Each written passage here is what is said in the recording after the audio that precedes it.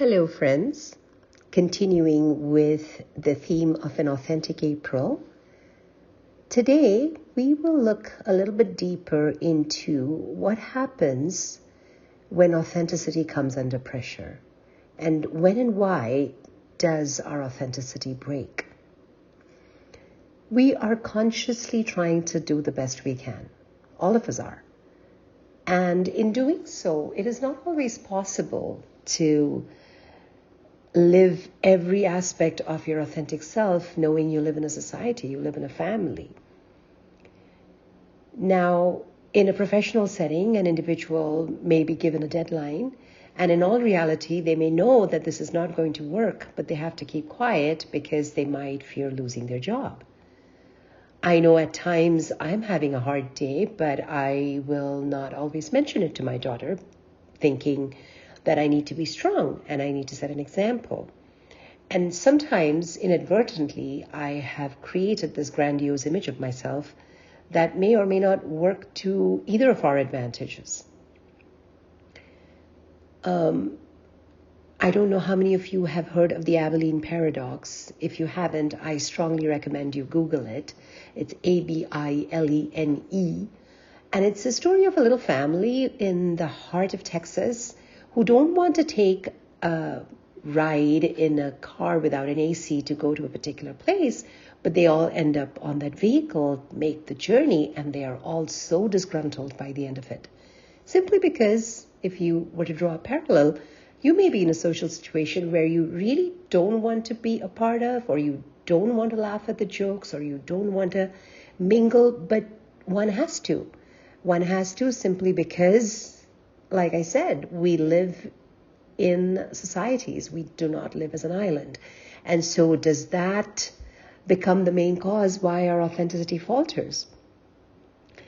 Now, before that even before we analyze that, the important thing to think about why this is a problem is the consequence of such a compromise. I can tell you for a fact that I have oftentimes tried to be the strong mom, the one who's got everything under control. And there are times when my daughter has broken down, maybe she was upset about something, and she actually said this to me. She goes, "Mom, you're always on top of things, and I feel I fail in that aspect." And oh my goodness, the day she said that hit me like a ton of bricks, because I realized that in my struggle to remain on top of things, I was setting the completely wrong example for my child. I have to be honest and tell her that, hey, I'm tired. I cannot do this. I need help.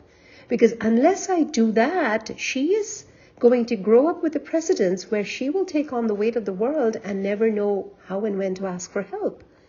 And so being vulnerable and being honest is a huge factor in authenticity. Just like in a workplace setting, if there is a problem, maybe have a conversation and say that, this cannot be done and these are the reasons.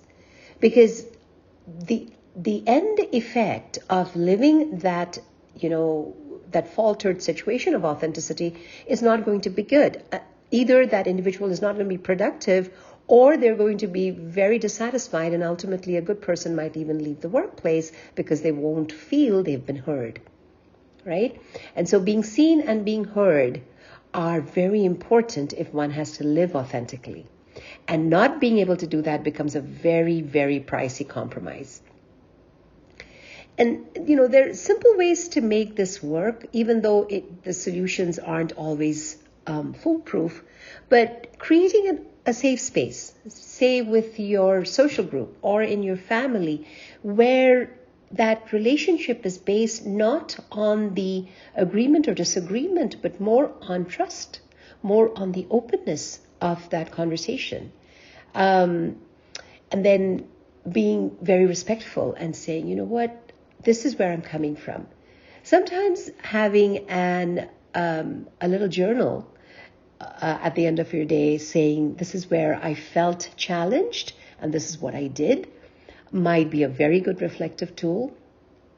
But ultimately, it comes down to asking yourself every single day, am I living in alignment with the values that mean the world to me? That is your biggest test. More later. Thank you.